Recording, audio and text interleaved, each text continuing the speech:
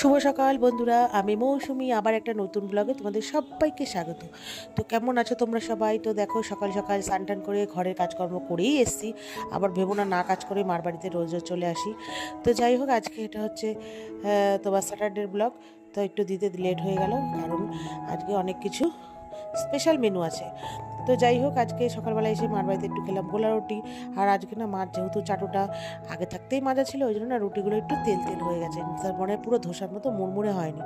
তো এদিকে খাওয়া দাওয়া করে মা দুপুরে রান্নাবান্না সব করে নিয়েছে। আর আজকে বললাম না স্পেশাল রান্না হচ্ছে, কেন বলো তো?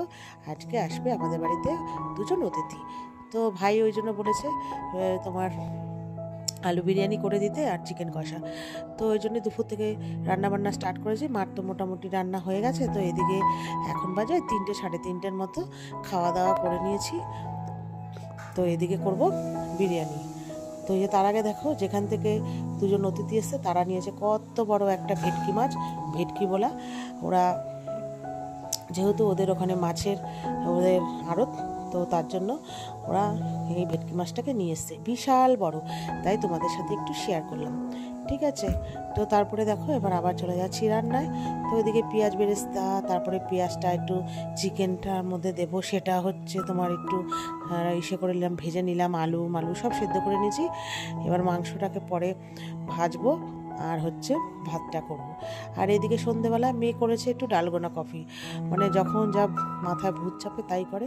তো নিজে ঘুটেছে, ঘুটানাটা করেছে, করতে করতে হাত ব্যথা হয়ে গেছে। তারপরে আমাকে বলছে মা একটু করে দাও। আর এদিকে আমার প্রচণ্ডই কাশি, 1 মাস হতে চললো, কিছু মানে 1 মাস বলতে 2 সপ্তাহের মতো, কিছুতেই জানো তো বন্ধুরা কাশিটা কমছে না।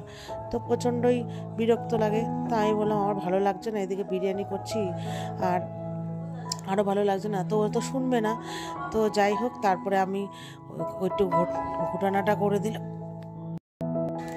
তো এই যে আমরা খাবো চা, আর মেয়ের জন্য এই ডালগোনা কফি বানিয়েছে, মানে মাঝে মাঝে করে চিনি আর হচ্ছে কফি নষ্ট করে। তো যাই হোক, ও ওখানে খেলো। আর ভাই এনেছিল চপ, মা একটু মুড়ি মেখে দিল, ওপরে ওরা সব বসে আছে। তো যেহেতু ওরা বাড়ির থেকে একটার সময় বেরিয়েছে, তো এখন তো খিদেই পেয়েছে, তো একটু মা মুড়ি মেখে দিল, তার সাথে আমরাও খেলাম। আর এই যে দেখো চিকেন কষা আর মা বিরিয়ানি রাইসটা, কারা কারা ভালোবাসো? তো আমার মেয়ে তো যখনই চিকেন কষা হবে এরকম পাতের সামনে বাটি নিয়ে দাঁড়িয়ে থাকবে। আমার সেটা আমাদেরও স্বভাব। আর যখন থেকে হবে খালি বলবে আমাকে একটু রাইস দেবে, বিরিয়ানি রাইস, মানে সাদা ভাতটা আর মাংস। তো মাংসটা খুবই টেস্টি হয়েছিল। তো রান্নাবান্না সব আমার কমপ্লিট, এবার হচ্ছে লেয়ারিংয়ের পালা। তো বিরিয়ানি দেখো এখানে এবার লেয়ারিং করবো। আমি একটা করে লেয়ারিং করেছি, আলু আর মাংস দিয়ে, তারপরে তোমার একটু আমুল দুধ দিয়েছি, তারপরে কেওড়া জল, আতর জল, ঠিক আছে, আর দিয়েছি বিরিয়ানি মশলা আর ঘি ঠি দিয়েছি। তারপর পুরো ভাতটা দিয়ে আবার একটু মাংসের ঝোল টোল এইসব দেবো। আর যারা এসছে তাদের জন্য তো আর আলু বিরিয়ানি দেওয়া যায় না, ওদের জন্য একটু মাংস তুলে দিয়েছি। আর ওইদিকে পরে চিকেন কষাটার মধ্যে একটু কাজু পোস্ত দিয়ে, হ্যাঁ, একটু টক দিয়ে ম্যারিনেশন করে একটু ভালো করে রান্না করেছি। আর এদিকে বিরিয়ানি আমি দমে বসিয়ে দিয়েছি। তারপরে হয়ে গেলে ওদেরকে খেতে দেবো। রাত্রি এখন 11টা বাজে, আমার এই যে ওদের জন্য বেড়ে নিয়েছি। তারপরে ওদের খাওয়ালে আমরা খেয়ে দিয়ে বাড়ি চলে যাব। তো কাকুটা বললো বিরিয়ানিটা খুবই ভালো হয়েছিল হালকার মধ্যে। তো থ্যাংক ইউ বলেছি কাকুকে। তো চলো বন্ধুরা, ভিডিওটা এই পর্যন্ত, ভালো লাগে লাইক শেয়ার করে